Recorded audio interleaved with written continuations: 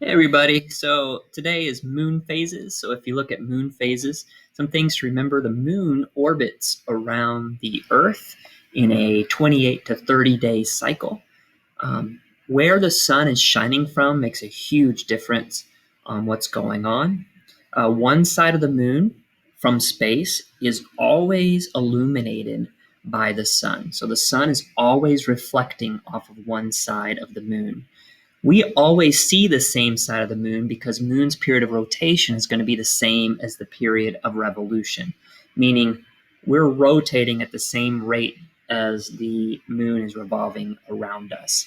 One other thing to take note is the new moon is always between the sun and the earth.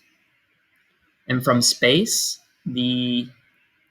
from Earth, when we look up at the moon, it changes because of the way, the angle that we're looking at it in which the light is reflecting off it. So some things to remember. New moon is always between the sun and the earth. The moon is going to revolve counterclockwise, so opposite of a clock. If you're predicting moon phases, we have a couple of terms we use.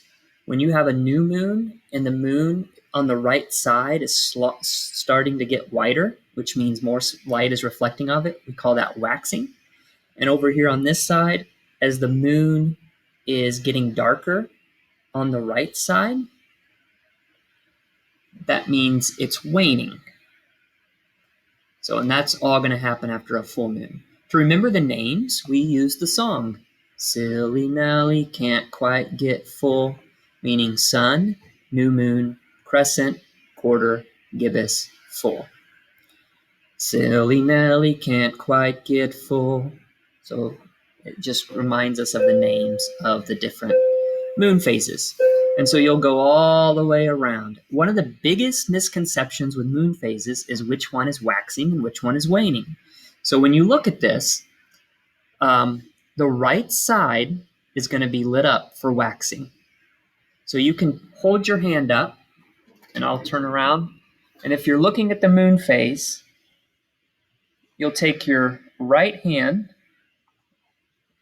and then you'll say wax on. And if the right side is being lit up, wax on, wax off. And then the left side will be wax off, meaning the left side is slowly getting darker. So those are some things to remember. You're going to be asked to predict moon phases. So when you're asked to predict moon phases, you might be given a moon phase like this, and it says, what's the next moon phase? So you can use your song, Silly Nelly Can't. That's letting you know new in. Silly Nelly is the new. After the new moon is the crescent moon. And crescent just means the little slither of light. And so that's the way it'll look, a waxing crescent moon. After a waxing crescent moon, you're going to get first quarter moon. Notice the right side is lit up. And then you get waxing gibbous. Notice the majority of it is lit up. That's why it's called a gibbous moon. And then when it's over here, it's called a full moon. It's fully illuminated. And then we got waning, because it's going to start getting darker again. That's the waning gibbous.